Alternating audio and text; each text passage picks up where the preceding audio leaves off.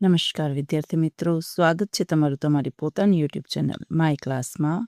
આજે આપણે ભણીશું ધોરણ 6 વિષય ગણિત પ્રકાશ ગાલા સ્વાધ્યાય પોથીમાં ચેપ્ટર સેમ 1માં ચેપ્ટર 1.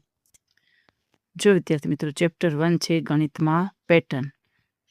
જો આપણે ગણિતનો કોર્સ નવો છે એટલે આપણે શરૂઆતમાં ઉદાહરણ આપેલા છે, એમાં તમારે ધ્યાનથી સમજી અને પછી આગળ આપણે જવાબ લખવાના થાય છે. જો શ્રેણીની ચિત્રાત્મક રજૂઆત કેવી રીતે કરેલી છે, આ રીતે આખા ઉદાહરણ પ્રમાણે આપણે આગળનો અભ્યાસ કરવાનો છે. ચાલો વિદ્યાર્થી મિત્રો, સ્વાધ્યાય ચાલુ કરીશું.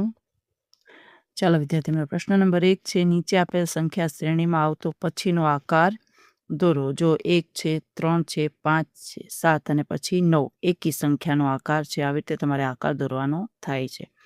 એવી જ રીતે બીજામાં પણ જો 1 છે, 1માં 3 નાખો તો 4, 4માં 5 નાખો તો 9, એકી સંખ્યા ઉમેરતું જવાનું છે. 9માં 7 નાખો તો 16. એવી રીતે એકી સંખ્યા ઉમેરીએ તો આગળ 25 મળે.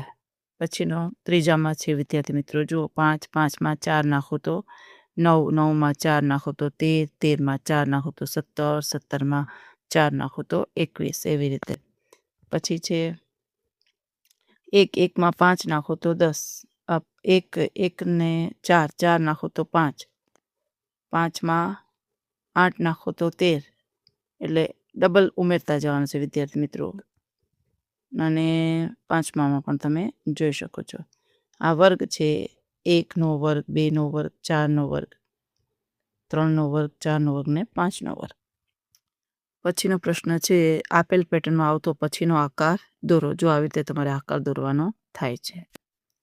જોઈ શકો છો વિદ્યાર્થી મિત્રો, જેટલા લખેલા છે એટલા ગણીને આગળ તમે આકાર દોરી શકો છો. આવી રીતે લખવાનું થાય છે.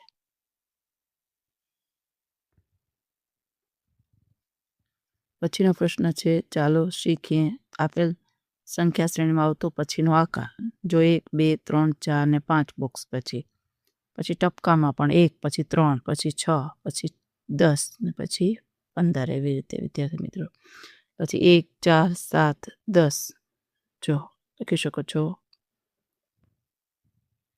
આવી રીતે શ્રેણીમાં આવતો પછીનો આકાર આપણે દેવાનો છે. પછીનો છે, આપેલ પેટર્નમાં આવતો પછીનો આકાર.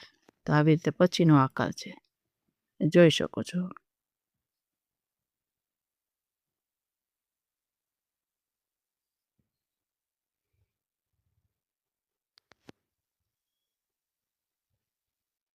ચાલો વિદ્યાર્થી મિત્રો, જો પછી છે, નીચે આપેલ સંખ્યા શ્રેણીમાં પછીની 3 સંખ્યાઓ લખો. જો લખી શકો છો. પહેલી છે બેકી સંખ્યા, તો 2, 4, 6, 8, 10, 12, 14, 16 અને 18.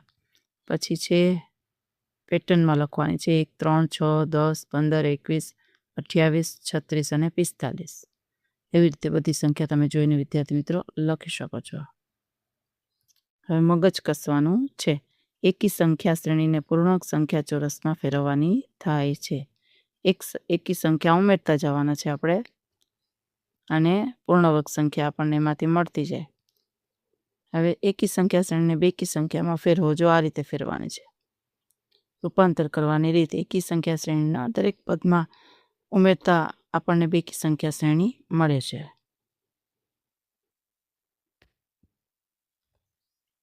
એવી જ રીતે બીજો છે, ત્રિકોણની સંખ્યા શ્રેણીને ચોરસ સંખ્યા શ્રેણીમાં ફેરવો. આ રીતે વિદ્યાર્થી મિત્રો તમે જોઈને લખી શકો છો. પછી ષટકોણીય સંખ્યા શ્રેણીને ઘન સંખ્યા શ્રેણીમાં ફેરવો.